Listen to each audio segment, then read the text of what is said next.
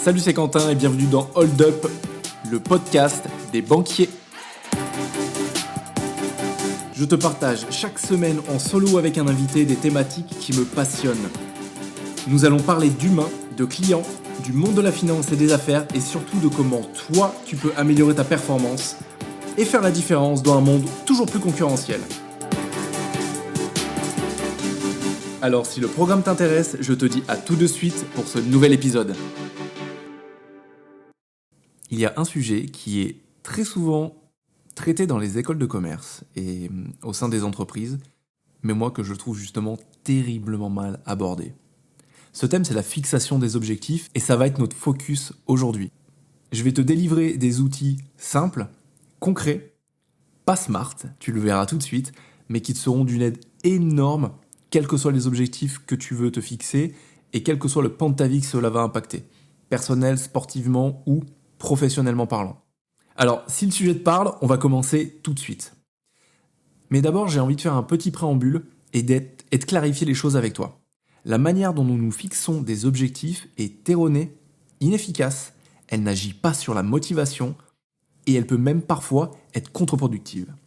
Les méthodes qui nous sont enseignées dans les écoles et les entreprises, elles sont 100% pragmatiques, alors qu'un objectif, ça ne l'est pas. Laisse-moi intégrer une nuance. Un objectif bateau, par exemple, qui ne te fait pas rêver, il peut être 100% terre à terre. Il peut être, bien sûr, pragmatique. Néanmoins, si tu cherches à atteindre quelque chose qui te fait rêver, que ce soit un poids idéal, développer une entreprise, un nouveau projet, un nouveau business, exploser un record à la course, en escalade ou remporter une compétition, tout ça, tu dois viser grand. Ton objectif, il est plus simplement pragmatique, il est lié à tes émotions et il relève, au final, un peu de l'ordre spirituel. Tu vois ce que je veux dire ? Alors, avant qu'on rentre un peu plus dans le détail, je vais clarifier qu'est-ce qu'un objectif. Effectivement, il faut d'abord bien savoir et en avoir la définition de ce qu'est un objectif. Pour moi, c'est un but à atteindre, une cible, un rêve, une situation, mais c'est avant tout une destination. Et qui dit destination dit durée. Et comme tout voyage, il faut que tu sois préparé. C'est bien là la problématique principale qui règne autour de la fixation des objectifs. C'est que souvent, on se fixe un énorme objectif, mais on n'est pas préparé à l'atteindre. La fixation des objectifs, pour qu'elle soit efficace, elle doit respecter 3 parties, elle va se dérouler en 3 étapes. Tout d'abord, il doit te challenger suffisamment pour te faire peur, tout en étant atteignable. Il ne doit pas protéger ton ego, car s'il est trop simple ou trop difficile, c'est le cas. Par exemple, quand tu vas dire à tes amis « je me suis fixé 100 000 euros de revenus à la fin de l'année alors qu'aujourd'hui, tu es à 20 000 », peut-être que c'est possible, mais dans ton fort intérieur, seul toi peux le savoir. Si dans ta tête, tu sais que c'est trop difficile, que c'est un challenge énorme et qui est très très très difficilement atteignable, c'est une protection de l'ego. Parce que si jamais tu les atteins pas, tu te diras « ah ouais, mais dans tous les cas, c'était trop difficile, c'est normal que je n'y sois pas arrivé ». Et de la même manière, si tu te dis « mon objectif à la fin de l'année, c'est de faire 30 000 euros de revenus alors que tu es à 25 000 », je caricature bien entendu, mais tu comprends le principe, idem, c'est une protection de l'ego. Viser des objectifs trop simples, trop facilement atteignables, c'est pas quelque chose qui va te faire avancer, c'est pas quelque chose qui te sera utile dans la vie, ça va pas te donner le dynamisme nécessaire pour grandir. Le deuxième point, c'est qu'un objectif efficace doit être décliné en 2 parties. Il doit absolument comprendre un objectif de résultat, ça c'est la cible à atteindre, et souvent on s'arrête là, alors que l'objectif de résultat en soi, il doit être décomposé à travers des paliers, ce que j'appelle des objectifs de moyens ou des objectifs de processus. Donc ces objectifs de processus, ce sont des paliers à passer pour atteindre le résultat. Ça peut être des routines à mettre en place, ça peut être un objectif intermédiaire, ça peut être des techniques, ça peut être des compétences à acquérir. On néglige énormément les objectifs de processus alors qu'ils sont indispensables, 1, à l'atteinte de l'objectif de résultat, l'objectif final, et 2, pour maintenir la motivation.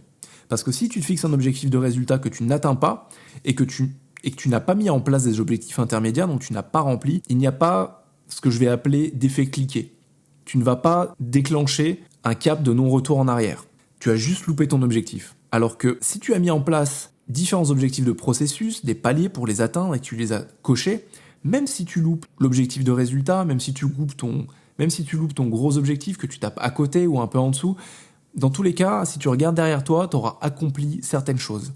Et ce qui fait que tu ne vas pas repartir de zéro, tu ne vas pas repartir sans motivation. Tu sauras que tu auras juste quelques ajustements à faire pour finalement atteindre cet objectif ou même peut-être un autre. Mais tu n'auras pas perdu ton temps. Le troisième point, c'est qu'un objectif, pour qu'il soit efficace, il doit être ancré dans le temps. Il doit être ancré sur le long terme.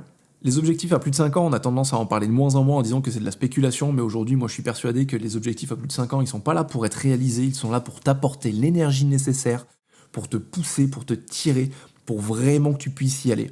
Ils sont là pour la motivation. Ensuite, il faut que tu fixes ton objectif aussi à moyen terme. Ça, c'est ta situation idéale dans par exemple 3 ans. Et ensuite, le troisième point, il faut impérativement que tu aies un plan sur le court terme, à 1 an, à 1 mois, hebdomadaire, quotidien. Ça, c'est ton plan opérationnel. C'est ce qui va te permettre d'atteindre ton objectif de moyen terme et de te rapprocher de tes ambitions à long terme. Alors, concernant le dernier point, des objectifs court terme, moi je recommande à mes clients la trame et la philosophie suivante. Ne pas dire je veux avoir ci ou je veux avoir ça dans X années, mais plutôt partir de l'identité.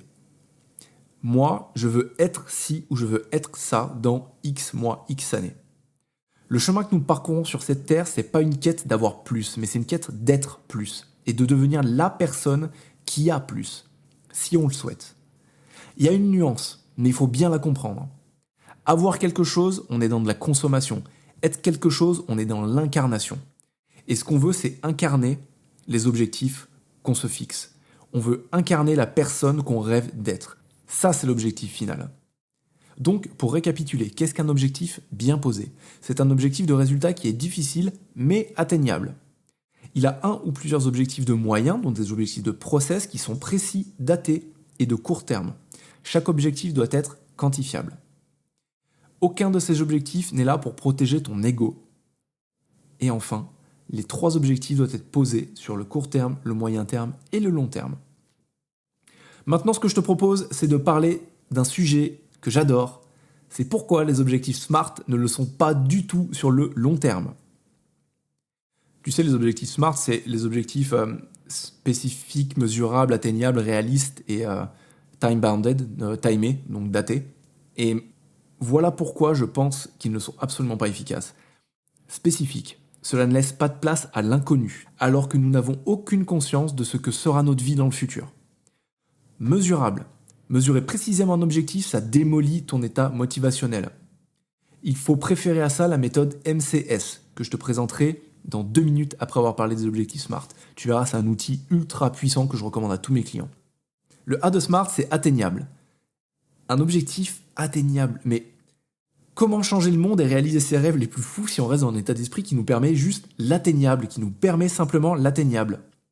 Par exemple, est-ce que tu savais que chez Google, ça c'est un truc que j'adore, 50% des objectifs doivent avoir un taux d'échec de 50%. L'échec est le principal moteur de croissance. Alors un objectif doit être atteignable ? Oui, mais pas que. Le R de SMART, c'est réaliste. Mais c'est quoi la réalité ? La plupart des valeurs et des principes qui me gouvernent, ils m'ont été implantés sans que je le veuille. Ils m'ont été implantés par ma famille, par mon entourage, que j'ai appris à l'école, par mes premières actions au boulot.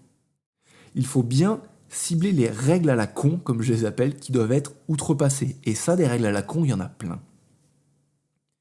Et enfin, le T de SMART, c'est time-bounded, c'est daté. L'objectif doit être daté. Mais il faut bien comprendre que notre croissance, elle n'est pas linéaire. Et au contraire, nos efforts, ils ont tendance à porter leurs fruits d'un coup, après pas mal d'attentes. C'est pour ça qu'il faut être capable d'intégrer la frustration dans son process de croissance dans sa vie. L'esprit, il ne connaît pas la notion du temps. Il faut rechercher la maîtrise de son art avant tout. Donc son art, c'est son boulot, ça peut être le conseil, ça peut être le coaching comme moi, ça peut être de l'art littéraire, de l'écriture, de la musique, tout ce que vous voulez, mais on ne peut pas le dater. Donc les objectifs SMART, ils fonctionnent sur le court terme. Quand on veut vraiment mettre quelque chose d'applicable en place, mais sur le long terme, il ne faut absolument pas utiliser cette stratégie. Sur le long terme, ce qui te fera tenir tes objectifs, c'est l'état émotionnel et motivationnel dans lequel tu vas être. C'est la vision que tu vas avoir de ta vie et tes objectifs. Alors avant de te laisser, je t'ai parlé un tout petit peu plus en amont de la stratégie MCS. Le M comme minimum, le C comme cible, le S comme scandaleux. Alors ce que je te conseille maintenant, c'est tout objectif doit comporter ces 3 niveaux. Un objectif minimum, donc ça c'est le M, en dessous duquel tu n'as pas le droit d'être malheureux. Ensuite tu as le C, ton objectif cible, et enfin le S de scandaleux, c'est un objectif totalement scandaleux qui va te tirer en avant. Si tu l'atteins, en gros, tu fais la fête de ta vie. Par exemple, tu vois, je reprends ce que je t'ai dit au début. Si mon objectif, c'est de faire 100 000 euros par an, mon minimum, par exemple, ça peut être 70 000. Et te dire que ton objectif cible, c'est 100 000, et ton scandaleux, c'est 150, 200, ou même tu mets pas de limite. Ça, c'est aussi quelque chose que j'ai envie de partager avec toi. Personnellement, quand je me fixe des objectifs, j'aime toujours terminer par, entre guillemets, ça ou mieux. Il ne faut jamais fermer la porte à mieux. Par exemple, pour les 100 000 euros, j'aimerais gagner 100 000 euros ou mieux. J'aimerais perdre 10 kilos ou mieux. J'aimerais coacher d'ici la fin de l'année un CEO du SBF 120 ou mieux. Ça, c'est plein d'exemples dont tu peux t'inspirer au quotidien, ça marche pour tout. Mais effectivement, ne ferme pas la porte à ce qui peut arriver de mieux que tes objectifs. Alors donc pour récapituler, comment optimiser tes objectifs dans le temps ? Fais régulièrement le point sur tes objectifs moyen et long terme. Vérifie si ta vision n'a pas évolué, n'a pas changé. Est-il utile de les réviser régulièrement ? Fais le point. Si oui, par quels objectifs de résultats, toujours, mais donc difficiles et atteignables, ne l'oublie pas, tu choisis de les remplacer sur le court terme, sur le moyen terme et le long terme. Alors tu as plusieurs choses à retenir. Qu'est-ce qu'un objectif bien posé ? C'est un objectif difficile mais atteignable. C'est un objectif qui ne protège pas ton ego, qui est fixé sur le court terme, le moyen terme et le long terme et qui contient des objectifs de résultats. Les objectifs SMART sont bidons. Et le troisième point à retenir, c'est la stratégie MCS, minimum, cible, scandaleux. Voilà, on a terminé l'épisode, fais-en bon usage. Je peux pas te dire à quel point tout ça, ça a changé ma vie, à quel point aujourd'hui ça change la vie aussi de mes clients. Ce sont des stratégies ultra simples. Il n'y a pas besoin d'avoir fait Polytechnique, Mathsup ou tout ce que tu veux pour les appliquer au quotidien. C'est souvent pas des choses que tu vas apprendre au sein des entreprises ou à l'école. Donc fais-en bon usage, sers-en toi et profites-en pour changer ta vie avec. Salut! Ok les amis, j'espère que vous avez apprécié cet épisode. Parlez-en autour de vous et faites passer le message. Abonnez-vous, mettez-moi une petite étoile et rejoignez-moi chaque semaine pour un nouvel épisode qui a pour objectif d'apporter un maximum de valeur à vos vies et vos carrières. Chaque jour est un bon jour pour grandir. Servez les autres avec sincérité, faites vivre des émotions et en attendant, je vous dis à la semaine prochaine.